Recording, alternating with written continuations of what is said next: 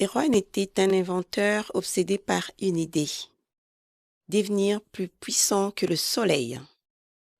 Il construisit des machines, captura la lumière, enfermant la chaleur dans des sphères de cristal. Un jour, il réussit. Une étoile miniature brillait dans son atelier. Mais quelque chose clochait. La lumière ne réchauffait pas. Elle brûlait. Elle n'éclairait pas. Elle aveuglait. Fou de rage, Erwan cria au ciel. « Pourquoi ne suis-je pas plus grand que toi ?»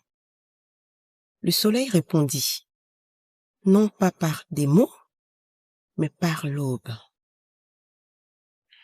Erwan observa alors ce qu'il n'avait jamais vu. La lumière douce du matin, les ombres longues, la chaleur progressive. Le soleil ne dominait pas le monde, il le nourrissait. Alors Erwan brisa son étoile artificielle.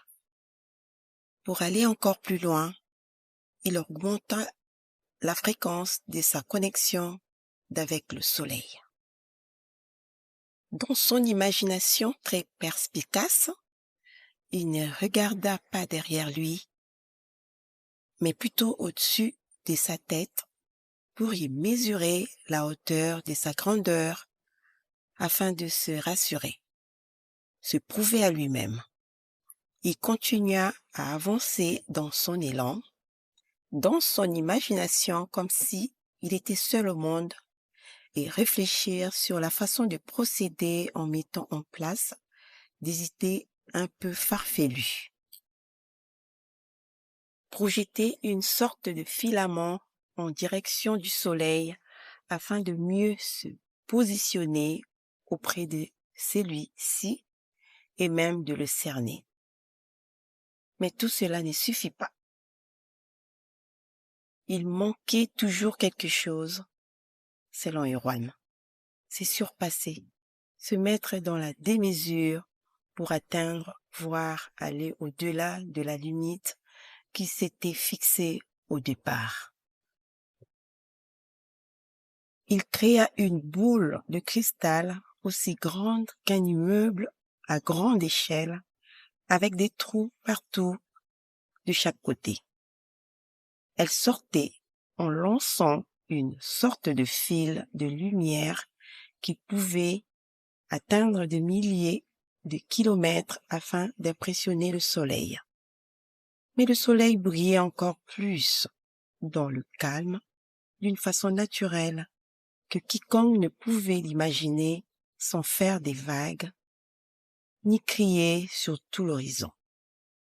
Alors, il se posa et regarda au lointain, puis raisonna plus encore, intelligemment, et se dit en son fort intérieur, en se posant la question: pourquoi devrais-je me mesurer au soleil, qui n'est même pas un humain comme moi?